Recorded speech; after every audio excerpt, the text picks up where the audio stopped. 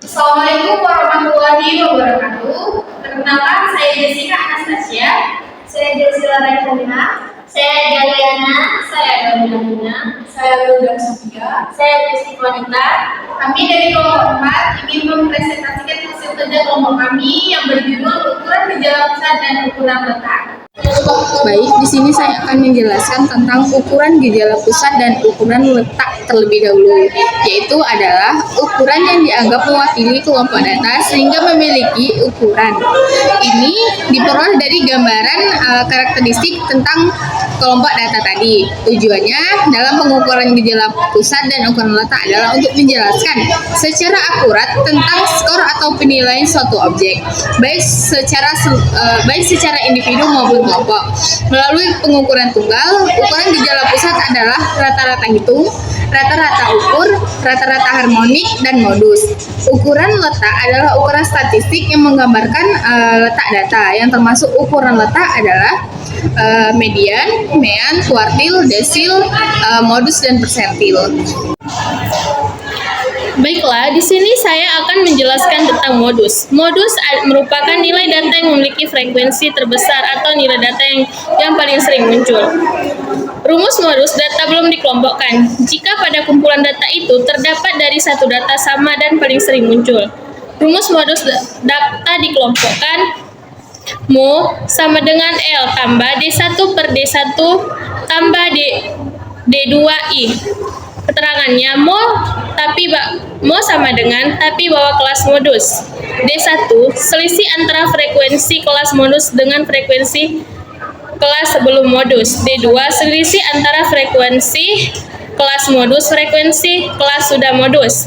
C internal kelas modus. Selanjutnya median. Median merupakan sebuah nilai data yang berada di tengah-tengah dari rangkaian data yang telah tersusun secara teratur. Rumus median belum dikelompokkan. Rumus median yang belum dikelompokkan. Jika jumlah data ganjil N sama dengan jumlah data, K sama dengan N kurang 1 per 2, median sama dengan XK tambah 1.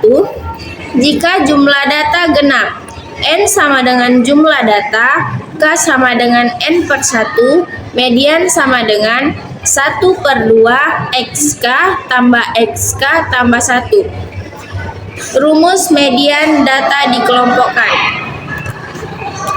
Mi sama dengan N kurang 1 bagi 2. Keterangan LM sama dengan tepi bawah kelas media, N sama dengan jumlah frekuensi, sigma sama dengan frekuensi kumulatif di atas kelas media, Fm sama dengan frekuensi kelas median, C sama dengan interval kelas median. Terima kasih. Pada prinsipnya, pengertian kuantis sama dengan median. Perbedaannya hanya terletak pada banyaknya pembagian kelompok.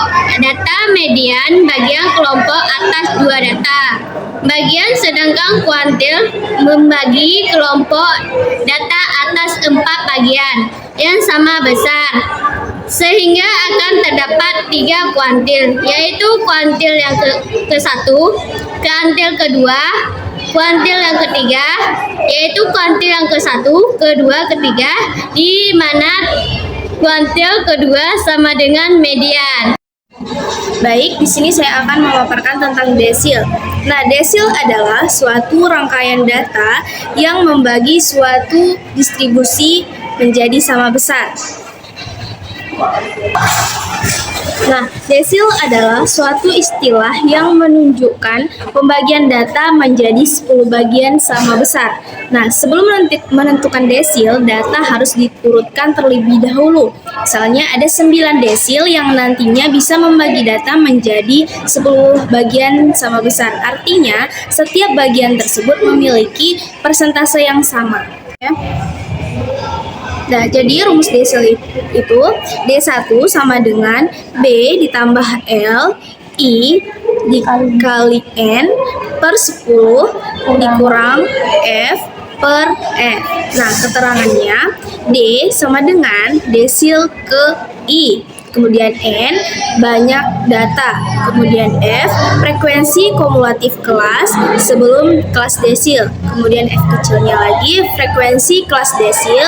B, tepi bawah kelas desil. Dan L, lebar kelas atau interval kelas. Baik, di sini saya akan memaparkan tentang persentil. Persentil adalah ukuran letak yang membagi suatu distribusi menjadi 100 bagian yang sama. Nah, adapun rumus keduanya adalah rumus persentil yang telah dikelompokkan dan rumus persentil yang belum dikelompokkan.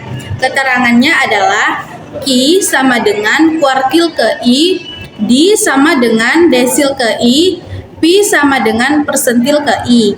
L tetap di bawah kelas kuartil, desil, dan persentil. N sama dengan jumlah frekuensi. Sigma sama dengan frekuensi kumulatif dari atas pada kelas sebelum. Q, D dengan P. F adalah kuartil, desil, dan persentil. Sedangkan C adalah interval kelas kuartil, desil, dan persentil. Kesimpulan dari presentasi kami adalah, jadi ukuran gejala pusat adalah ukuran yang digunakan untuk mengetahui kumpulan data mengenai sampel atau populasi yang disajikan dalam tabel atau diagram. Ukuran gejala pusat terdiri dari mean, modus, median, dan ketiga jenis tersebut saling berkaitan, memiliki kelebihan dan kekurangan. Terima kasih.